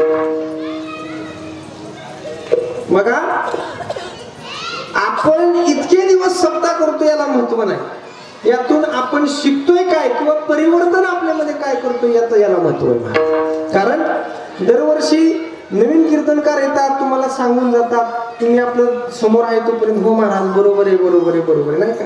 आणि एकदा का महाराज बाहेर महाराजांची गाडी गावातनं गेली, त्यांचा काय सांगायचा धंदा या क्षेत्राने महाराज तुम्ही बघू नका, या अनुषंगाने आमच्याकडे बघू नका, तर परिवर्तन आपल्यामध्ये झालं पाहिजे या अनुषंगाने बघा. कारण संस्कार करणं हे आईवडिलांच्या हातामध्ये असतं बरं का, लक्ष द्या. कारण संस्कार करण्यात जेव्हा आपण मागं राहतो, मग मोठं व्हायचं ना तर महाराज संस्काराशिवाय नाही. जीवनामध्ये कीर्ती कमवायची असेल तर संस्काराशिवाय नाही. छत्रपती शिवाजी महाराजांची कीर्ती महान होती म्हणून जिजाईने शिवाजी घडवला. काही लोक आमच्याकडे येतात, महाराज माझी अशी इच्छा आहे की माझ्या पोटी छत्रपती शिवाजी महाराजांसारखा मुलगा जन्माला यावा, माझ्या पोटी साधू संतांसारखा मुलगा जन्माला यावा. तर सगळ्यांसाठी माझं उत्तर आहे, लक्ष देऊ नये का? हे बसलेले सगळे छत्रपती शिवाजी महाराज आहेत, हे बसलेले सगळे साधू संतच आहेत. छत्रपती शिवाजी महाराज अजूनही प्रत्येक घराघरामध्ये जन्माला येतात, पण छत्रपती शिवाजी महाराजांवर संस्कार करणारी जिजाबाईच अजून जन्माला येत नाही, ह्याची मला शोकांतिका वाटते. पटत असले तर टाळी. हे आपलं आपणच लक्षात घ्या. शिवाजी महाराज म्हणजे काय वेगळे नव्हते, पण त्यांना घडवणारी जिजाबाई होते म्हणून छत्रपती शिवाजी महाराज घडले. लक्ष द्या मंडळी, कुठंतरी आपण पाय घसरत चाललो याची जाणीव करून आपल्याला स्वतःला करून द्या की नाही, जरी मी काय म्हणतो, नाही आपलं पोरगं कीर्तनकार झालं, नाही पकवाज वाजवता आलं तरी चालेल, नाही टाळ वाजवता आले तरी चालेल, याच्या पुढे जाऊन सांगतो माळ जरी नाही घातली तरी चालेल, पण त्या मुलाने मरेपर्यंत आपल्या आई वडिलांना सांभाळावं एवढं जरी संस्कार दिलं ना तर महाराष्ट्राचं सरकार झाल्याशिवाय राहणार नाही. सुरुवात आणि सुरुवात ती आपल्यापासून झाली पाहिजे. म्हणून त्या ठिकाणी संस्कार महत्वाचे आहेत. आपल्याकडे वेळ कमी, धावत्या वेळेमध्ये मी तुम्हाला सांगतो आपल्या लहान मुलांवरती संस्कार लावा.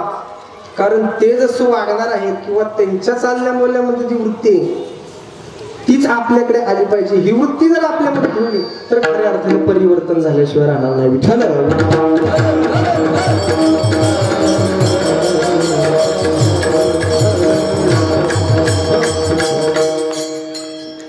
पण आजकालची पोरं बी महाराज चॅप्टर आहेत, नाही त्यांच्याबद्दल नाही बोलावं तेवढंच कमी. एवढी महाराज फॉरवर्ड झाले पोरं.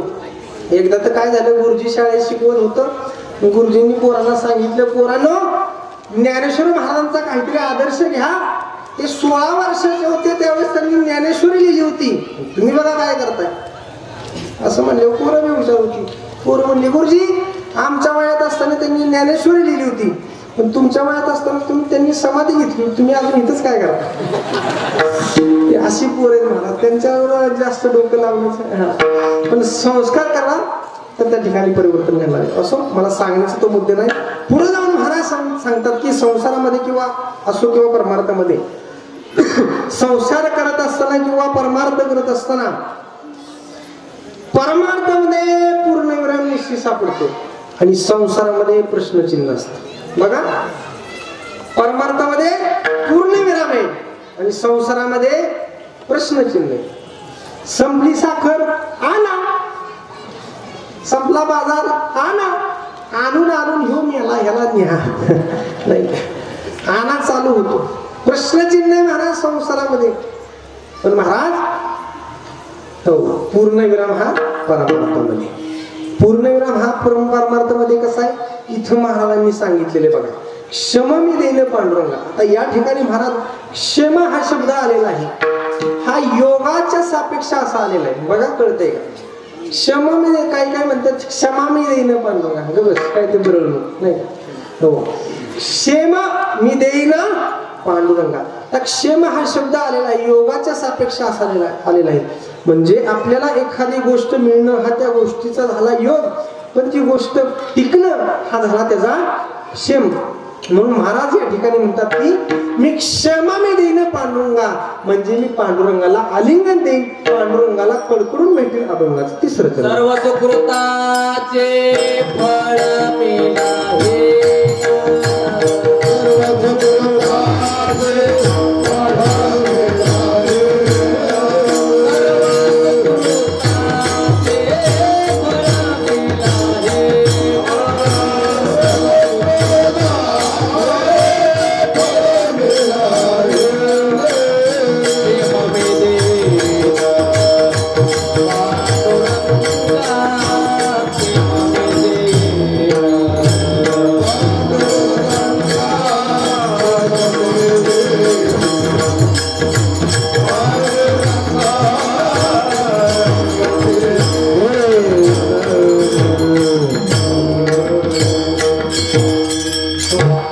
सर्व सुकृताचे फळ मी राहीन क्षेम मी देईन पांडुरंगा. पुढे जाऊन महाराजांनी सांगितले बाप रखमा देवीवरून. आपला मुद्दा सांगायचा राहिला. मी सुरुवातीला सांगितलं होतं एखादा साध्यातला साधा माणूस जरी कीर्तनाला आला, हा कीर्तन ऐकत असला आणि त्यामध्ये तुका म्हणे असलं तर तुकाराम महाराजांचा अभंग, नामा म्हणे असलं नामदेव महाराजांचा अभंग, एखाद्या महाराजांनी असलं एकनाथ महाराजांचा अभंग.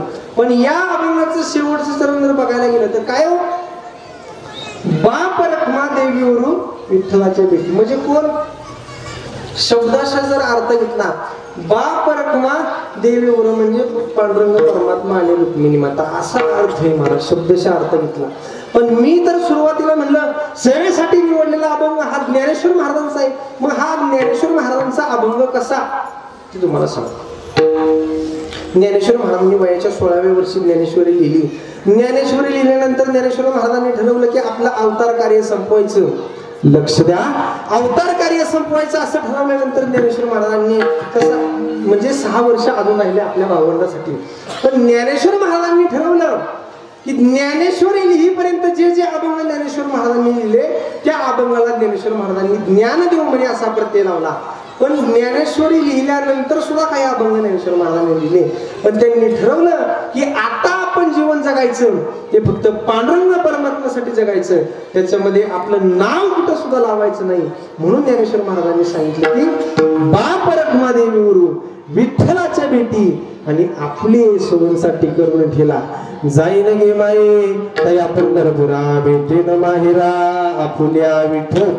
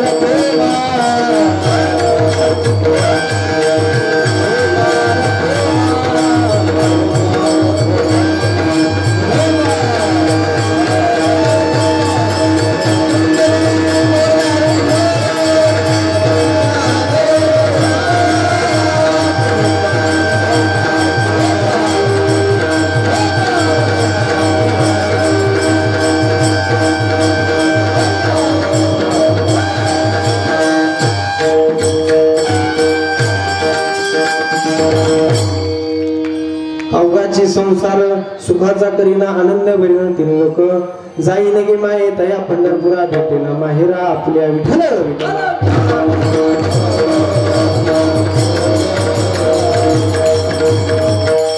तुमचा जास्त वेळ गेला नाही, अगदी 10 मिनिटांमध्ये आपण कीर्तन होती तेव्हा संपवणार आहोत. हो,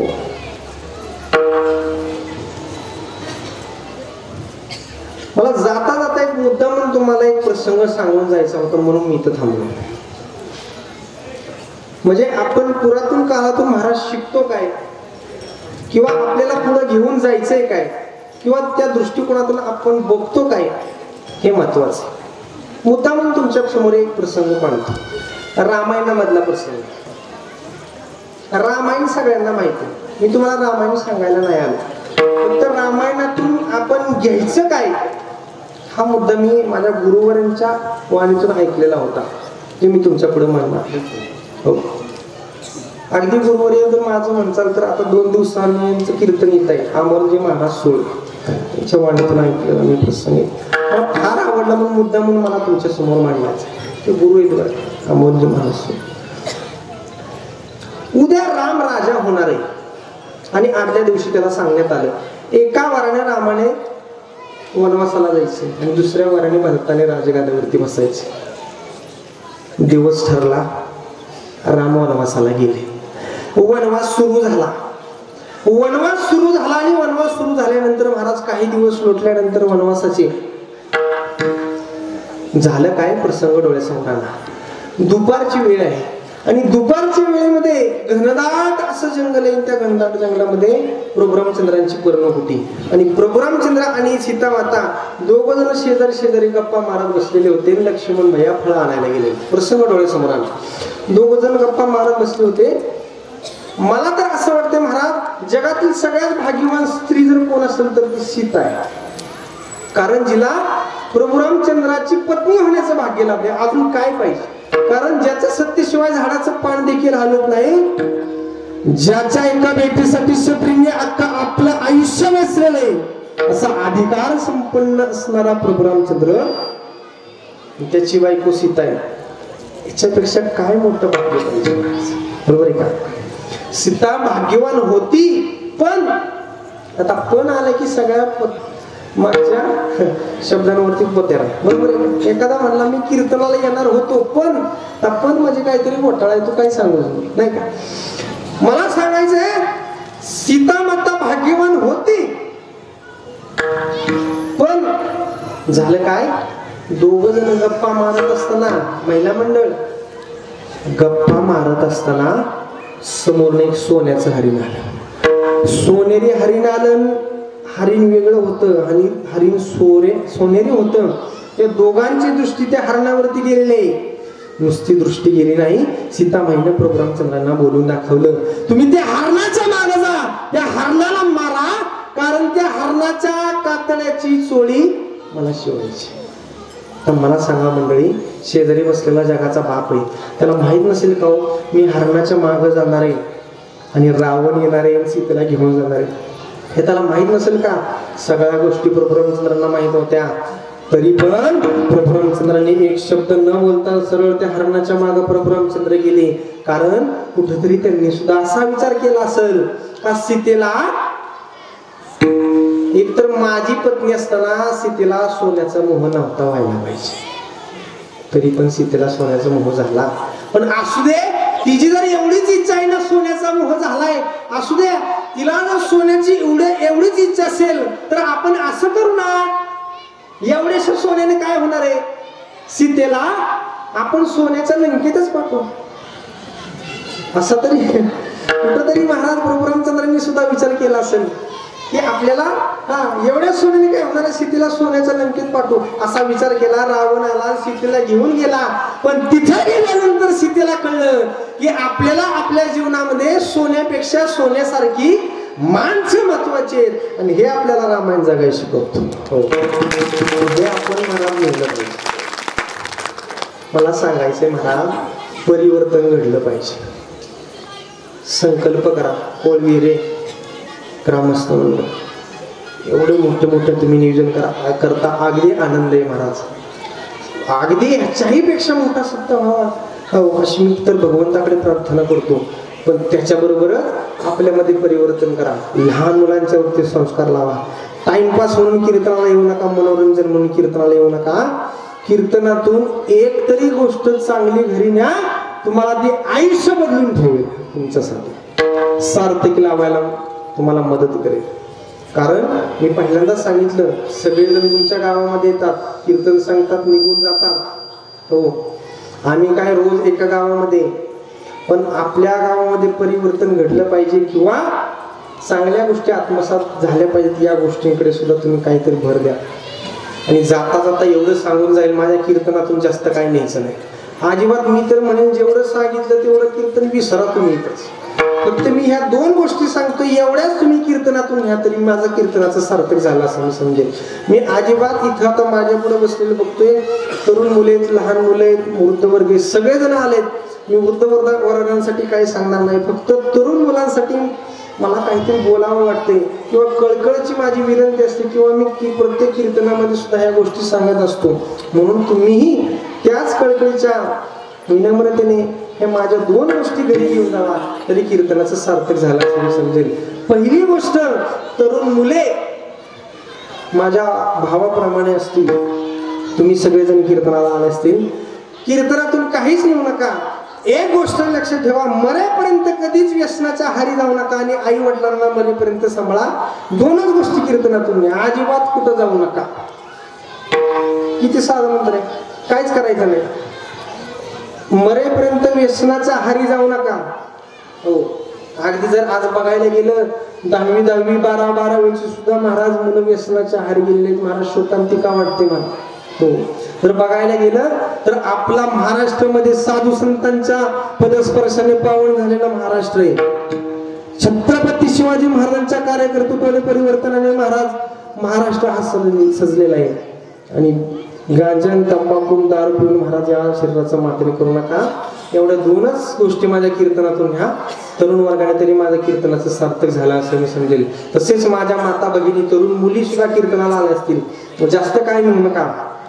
तुम्हाला नाही चांगला स्वयंपाक करता आला तरी करू नका, नाही चांगलं काम कुठलं करता आलं तरी करू नका, पण समाजामध्ये आपल्या बापाची मान खाली होईल असं काय कधीच वागू नका. आणि ईश्वरा समान आईच्या डोळ्यामध्ये कधी पाणी देऊ नका. एवढं जरी मुलींनी या कीर्तनातून नेलं तरी माझ्या कीर्तनाचं सार्थक आहे. एवढंच करून वर्गाने ह्या मला परत नाही बोलावलं तरी चालेल, किंवा इच्छा बोलावलं तर दरवर्षी बोलावलं तरी चालेल. ज्ञानेश्वर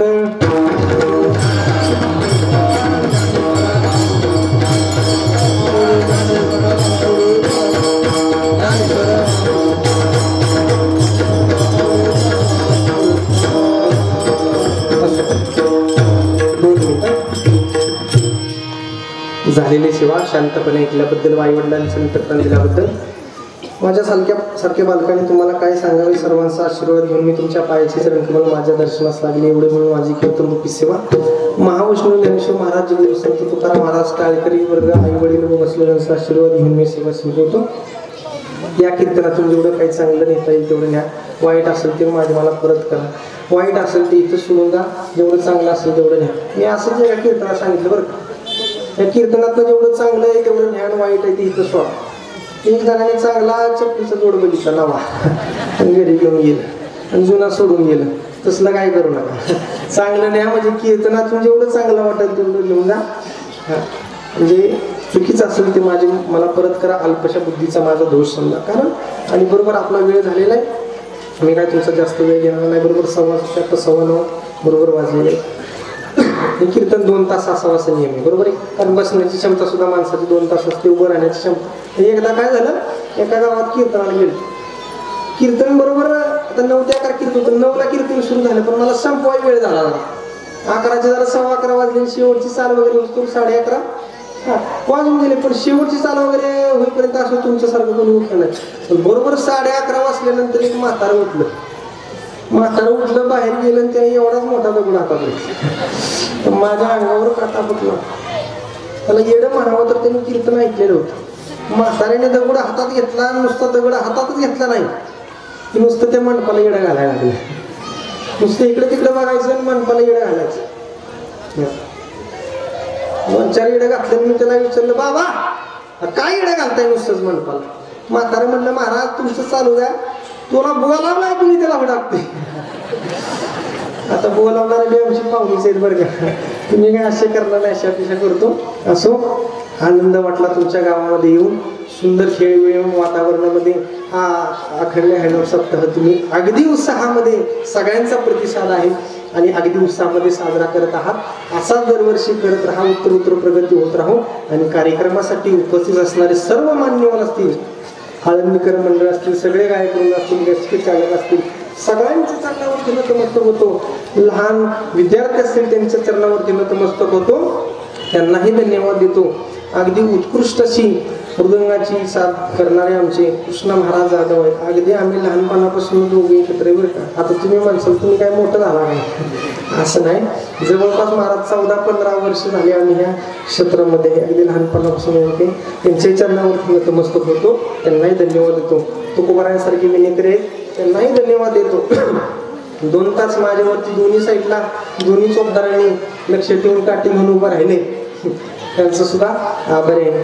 पेटी मास्तरांनी पेटी चांगली सगळी त्यांच्याही चरणावरती नतमस्तक होतो. अगदी माझा आवाज तुमच्यापर्यंत पोहोचवला गोड अशी साऊंड सिस्टम महाराज सुनील महाराज खैरे, आदरणीय सुनील महाराज खैरे यांच्याही चरणावरती नतमस्तक होतो. माझा आवाज तुमच्यापर्यंत पोहोचला, त्यांनाही आभार. ज्यांच्यामुळे इथे न आला त्यांच्या अजित भाई असतील, त्यांच्यामुळे इथे जेव्हा त्यांचे बंधू असतील त्यांच्यामुळे इथे त्याबद्दल त्यांचा सुद्धा आभार आहे. आणि तुम्ही इथे येऊन माझ्या पुढे बसला तुमचं डबल आभार बरं का. नाहीतर तुम्ही म्हणसाल तो आपापलीच वळखली नाही का. आम्ही जर तुझ्या पुढे बसलो नसतो तर 2 तास कोणा पुढं. पण असं नाही बरं का, जेवढं सांगणाऱ्याला पुण्य तेवढंच ऐकणाऱ्याला पुण्य. तुम्ही सुद्धा टाळी वाजून बसून केलं, तुम्हाला सुद्धा आभार. आता शेवटचं सगळ्यांनी आपल्या हाताने टाळी आणि मुखाने नामस्मरण करून भजन करायचे. सगळ्यांनी हात वरती घ्यायचे, सगळ्यांनी जेवढे बसले ज्यांना आवाज येतोय सगळ्यांनी हात वरती घ्या आणि सगळ्यांनी टाळी वाजून भजन करायचे. ज्ञानदेव तुका